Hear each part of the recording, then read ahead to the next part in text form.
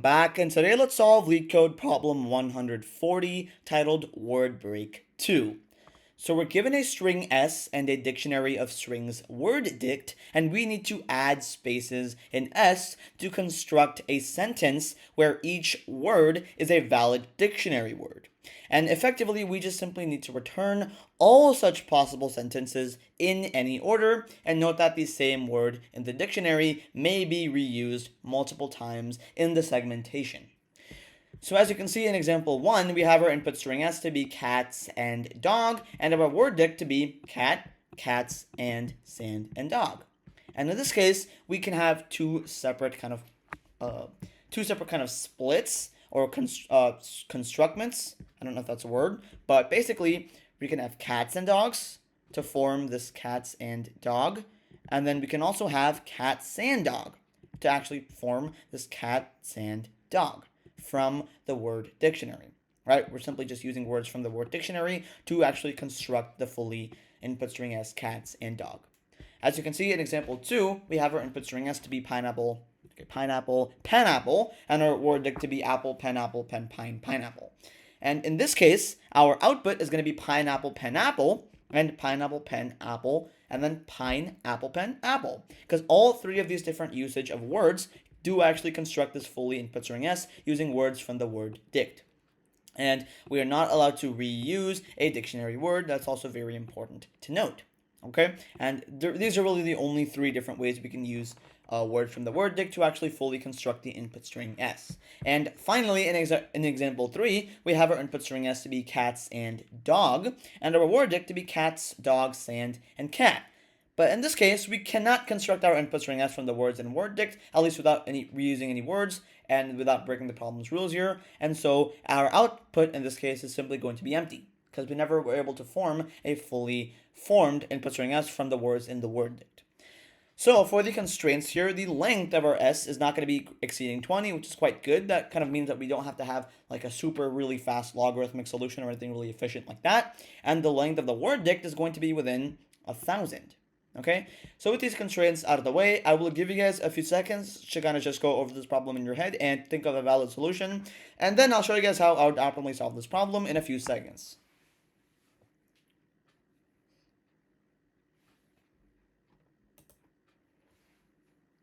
Okay, so to solve this problem efficiently, we're actually going to use a recursive approach, right? So we're going to use a helper function, just a backtracking helper function to actually explore recursively all the valid word breaks of the string S. Okay, and we're going to use a hash map, or I guess a dictionary in Python, for memorization to actually store solutions to subproblems to avoid any extra unnecessary computations. And the algorithm effectively is going to kind of just involve iterating through the string and simply checking substrings to actually check if they're in word dict. Right? And effectively, by combining both recursion and memorization, we're simply just kind of avoiding any extra work or any recalculating of results for the same substring multiple times to make it a little bit more efficient. Right? And again, one observation or key insight that we can actually make in this problem is that this is not just about finding whether a split exists, because that's going to be about word break 1. In this case, it's actually about exploring all the possible splits that we can actually use words from the dictionary. That's why we're going to use a recursive backtracking approach.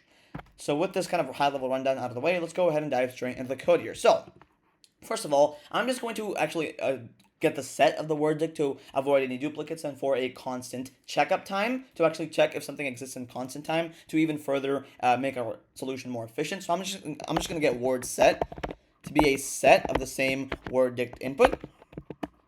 Simply just getting a set of the word dicts that we can actually use, because we don't care about duplicates. More importantly, we want a constant checkup time. And hash maps and hash sets have big O of 1 or constant lookup times, which is another reason why they're very helpful data structures. So now let's actually initialize our memoization hash map. I'm just going to call it memo for short, and it's going to be a hash map. And what this is going to do is it's simply going to help us store solutions to subproblems, so that even if we actually encounter them, or rather if we encounter the same substring again, we can use that result again instead of just recalculating it. That makes our solution a lot faster. So now let's actually get into the backtracking part of this solution. It's going to be a helper backtracking recursive function. So I'm just going to call it backtrack, like I usually do for most of my backtracking recursive problems. And in this case, it's going to have one parameter. It's simply going to be the start, right? And it's going to just basically recursively find all the valid sentences that start from this input parameter start, or rather input index start, in the string s, in the input string s. So we're going to have two different base cases here. And the first base case is, what if it's already in memo? That means we've already computed the subproblem and we just want to get its result. So if start is already in memo, great, we've already computed the result or computation of the subproblem. We don't want to redo it, and we simply just want to return its value, or basically memo at this index start.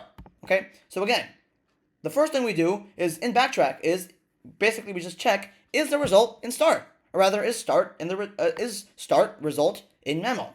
If it is, just return it immediately. We don't want to have redundant work.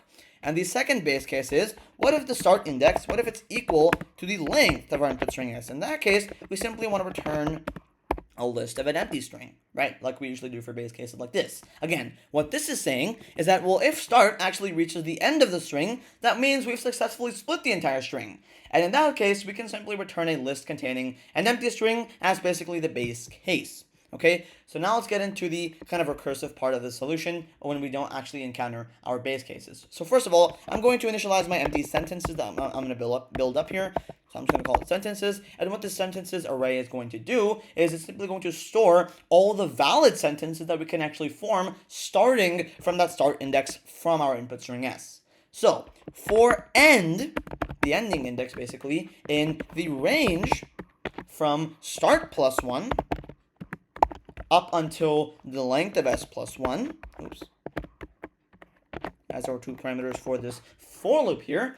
First of all, we want to get the current word to be equal to s from start to end. The current word, simply just using list slicing here in Python. Now, if this current word, if it's in our word set here, what are we going to do? But before I actually get into that, let me just kind of quickly explain what this does right here. So effectively, we're just iterating over in this for loop here all the possible substrings of s that start from start and end at this ending index that we're using as an iterator.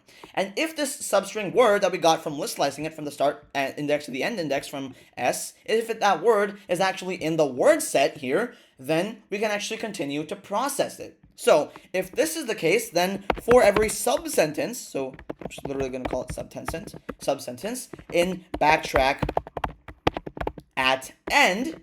Okay, and what this is doing here, this is actually the recursive part of the solution. We're actually making a recursive call to the backtracking helper function that starts from end.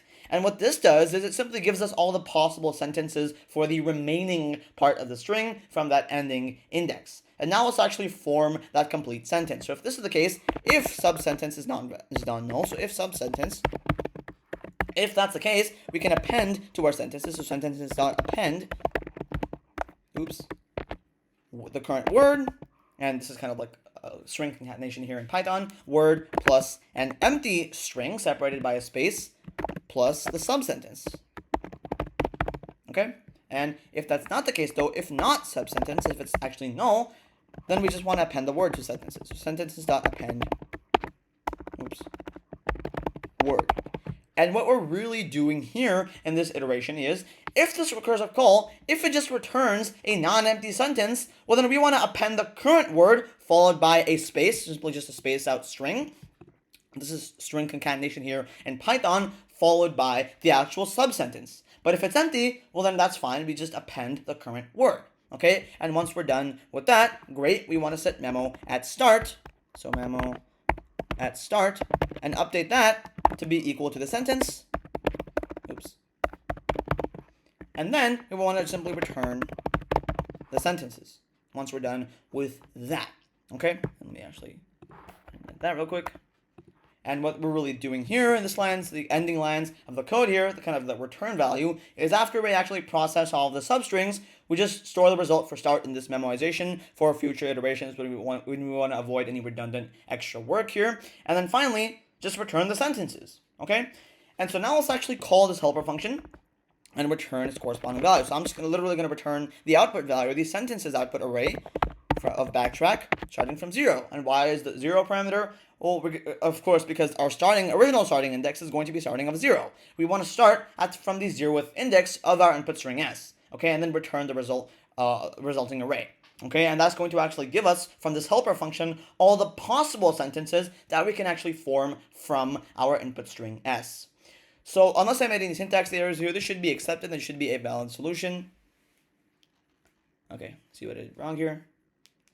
Oh, oops. Okay, so this should actually be, I'll just short form it to sentence. Now this shouldn't be accepted, sorry about that. Okay, let's see what I did wrong here. Okay, again, this would just be sentence. Sorry about those kind of small errors in the code here. But as you can see, this is just about as efficient as you can get. Apparently, I beat 100% of users. So, for a quick reiteration of how this code actually works and all, let me just quickly zoom out real quick so you guys can see the full code here. So basically, what this does is, we're simply just recursively trying to split the strings in S to, again, form valid words from worddict. Right? And in each step, we're simply actually exploring all the possible substrings and then making recursive calls to process the remaining part of the string and using the starting and ending indices. And this memoization hash map here simply just makes our code a lot more efficient because it ensures that we don't actually recompute any results for that same substring, which again makes this solution a lot more efficient. So for the runtime complexity, worst case here, it's going to be big O of n cubed. Not too efficient, but we know we have pretty small inputs, at least relatively, and so we can't afford to have a recursive solution. And the reason why this is actually big O of n cubed for the runtime complexity is because, first of all, there's going to be big O of n squared substrings in total. And for each of those substrings, we may actually append results from the recursive calls, and that can be another big O of n linear time. And so that's going to be a followed full summarized runtime complexity of big O of n cubed times n, or in other words, simply just big O of n cubed. Or rather, sorry, big O of n squared times n, which is equal to n cubed. And for the space or memory complexity, this is also going to be big O of n cubed, because, well, the storage in the memoization dictionary and the recursive call stack is going to give us that big O of n cubed solution. And believe it or not, that's going to be it for today's video. If you guys enjoyed this solution and learned something new, please consider liking this video and subscribing to my channel. And without further ado, I will see you guys in the next video. Bye-bye.